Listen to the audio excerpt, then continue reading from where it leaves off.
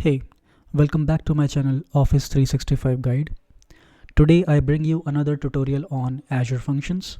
I have designed this course specifically for system administrators and PowerShell scripters, but that doesn't mean anybody who doesn't know PowerShell cannot get benefit from this particular course. So let's start. Azure Function is a serverless compute service.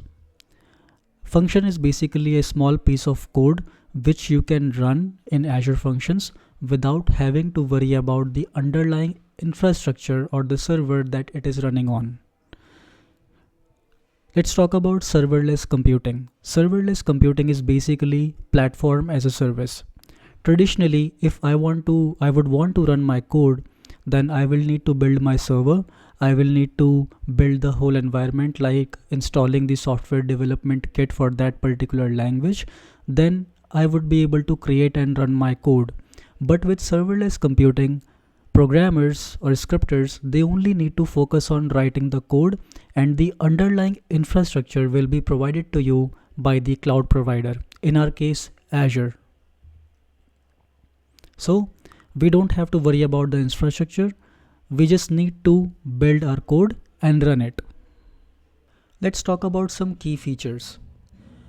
Azure Functions are event driven, which means that I will have to trigger it using some method like HTTP request, timers, using scheduling, or I can use Azure queues and other Azure services like blob storage. If we talk about language support, then there are multiple languages supported by Azure Functions like PowerShell, C#, JavaScript, Python, Java. So you can say that the famous languages are indeed supported. Azure Functions can be cost efficient with consumption plan, because with consumption plan you only pay when your code is running. We will talk about plans later in the video. Now you can also integrate your Azure Functions with third-party APIs, or you can also integrate it with other Azure services like storage, Cosmos DB, event hubs, right? If we talk about function triggers, then you can use HTTP trigger. So it runs the function when a HTTP request is received. Okay, so when we will be creating a Azure function, you will get multiple options depending upon the type of trigger you are using. That type of trigger will initiate the Azure function to run.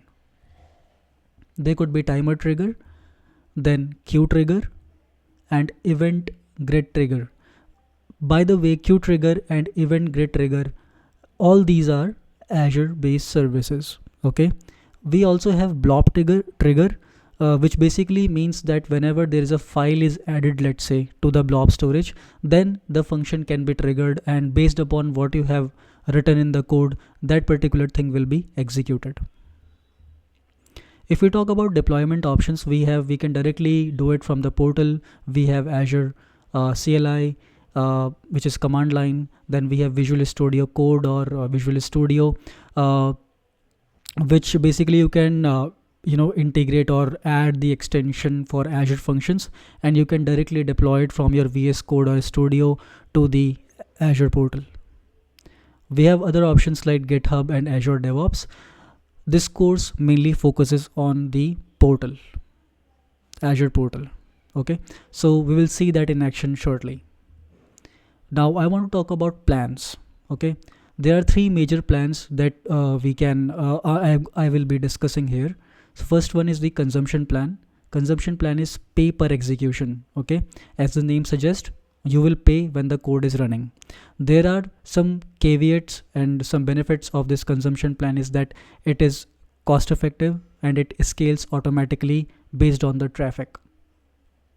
But you might see some cold start from time to time. Okay, now what is a cold start? A cold start is when Azure is taking some time to allocate some instances for you. So let's say that I have created the function using function plan. Now the first time I will run my Azure function, Azure might take some time like 3 or 4 seconds to allocate instances or resources in order to run my code. Okay, that's one. The another time that cold start can happen is when your function has not been triggered or run in some period of time. Okay, then what Azure will do is it will deallocate the instances or resources that your code was running on.